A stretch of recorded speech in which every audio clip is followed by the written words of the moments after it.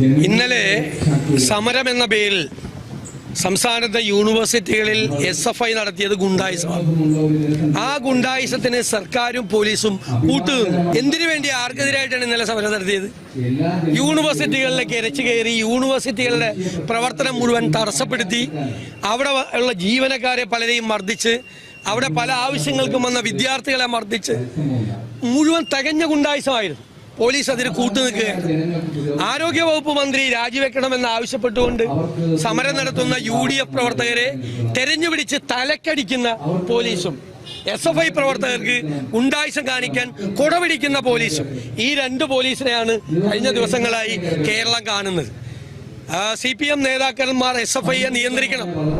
Party secretary തന്നെ പോയി യൂണിവേഴ്സിറ്റിയിൽ പോയി ഈ സമരാഭാസത്തിന് പിന്തുണ കൊടുക്കുകയാണ്. എന്തിനാണ് കേരളത്തിലെ പോലീസ് ഈ തൊപ്പിയും വെച്ച് നടക്കുന്നത്?